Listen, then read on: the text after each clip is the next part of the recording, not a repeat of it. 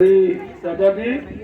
और आज यहाँ शहादतपुर टोलवा की क्रांतिकारी धरती पर बाबा भीमराव अंबेडकर साहब की जयंती मनाई जा रही है। इसके लिए हम आप लोगों को बहुत बहुत धन्यवाद देते हैं, क्रांतिकारी सलाम पेश करते हैं। क्योंकि आज वो दौर चल रहा है देश में, आप देख रहे होंगे कि आज अचानक बाबा साहब के विचारों से नहीं, मूर्तियों से भी खतरा महसूस होने लगा है।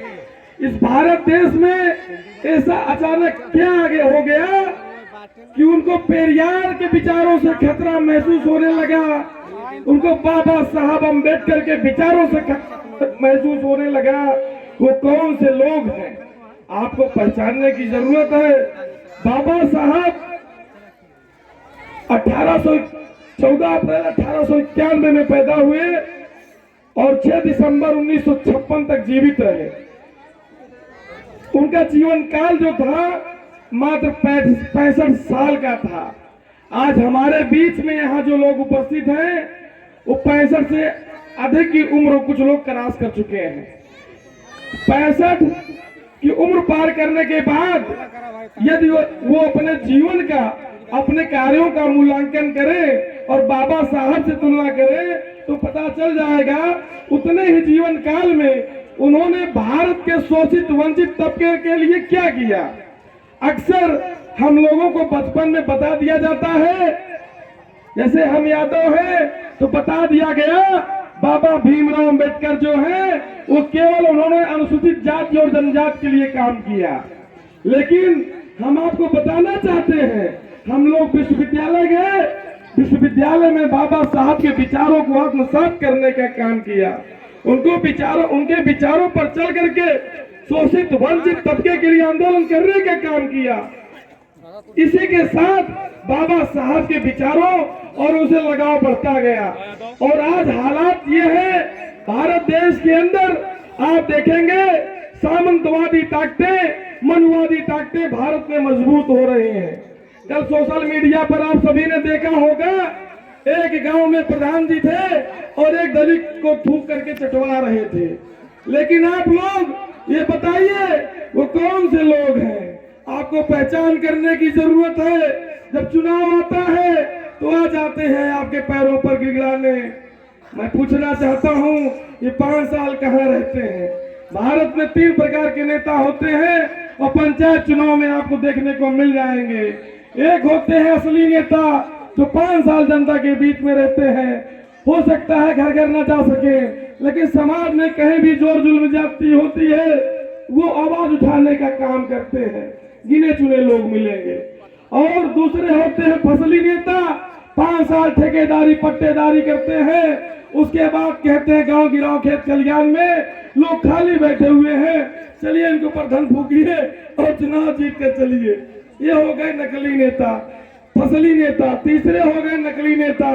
नकली नेता क्या करते हैं, न उनको बाबा साहब से लेना देना है, न पेरियार से लेना देना है, केवल और केवल वो हमारे आपके बीच में ये दिखाने का काम करते हैं। कोई सांसद हो गया, कोई विधायक हो गया, कोई एमएलसी हो गया, उसके बगल फोटो चिपका करके सोशल मीडिया पर दिखाने का काम करते हैं कि हम भी नेता हैं, कोई काम होगा तो बताइएगा। लेकिन आपको जरूरत है, आज नेट का जमाना है, आज क्या बोलते हैं Google India, made in India, Vijay भाई मेक इन इंडिया, और वो कहते हैं एडवांस इंडिया, डिजिटल इंडिया बोलते हैं। डिजिटल इंडिया का जमाना है। जो समाज में जोर जुल्म ज्यादती हो रही है वो खबरें आप तक नेट के माध्यम से पहुंच रही हैं। आपको यह भी देखने की जरूरत है कि समाज में जो हमारी 85% आवाम पर जोर जुल्म ज्यादती हो रही है वो कौन कर रहा है, शोषक कौन है और शोषित कौन है। इसी को लेकर के बाबा साहब ने आप सभी को याद हो मताधिकार का अधिकार दिलाया। इसके पहले आपको वयस्क मताधिकार का अधिकार नहीं था। उन्होंने एक किताब लिखी, उसका नाम था इनहिलेशन ऑफ कास्ट, यानी जाति का उन्मूलन, यानी भारत में जाति समाप्त हो। भारत में जातियां समाप्त हो। अब सवाल ये है, बाबा साहब कहते थे जातियां समाप्त हो, वो कौन से लोग हैं जो जाति को बनाए रखना चाहते हैं? क्योंकि जाति आधारित सामाजिक व्यवस्था से जो सोपानिक क्रम उन्होंने बना कर रखा हुआ है, उसके आधार पर वो आपका शोषण करते रहेंगे, पीढ़ी दर पीढ़ी आपका शोषण करते चले आ रहे हैं। लेकिन अभी तक कुछ लोगों की नींद नहीं खुली है। तो मैं कहना चाहता हूँ, उलझ कर रह गई जो फाइलों की जाल में, गांव तक रोशनी पहुंचेगी कितने साल में। बूढ़ा बरगद साथी है, मिल गई रमसुधी की झोपड़ी सरपंच की चौपाल में। तो आप लोग बताएं, कब तक ये होता रहेगा? कब तक हमारे लोग इस साजिश के शिकार होते रहेंगे?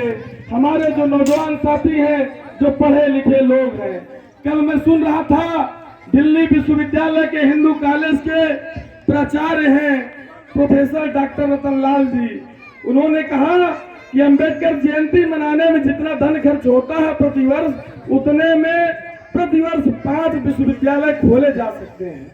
बहुत सार्थक बात कही उन्होंने।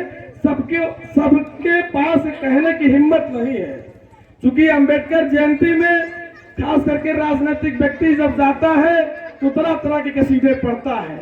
लेकिन प्रोफेसर रतनलाल जी ने जो बातें कही, वो वास्तव में वो बातें कहने लायक है।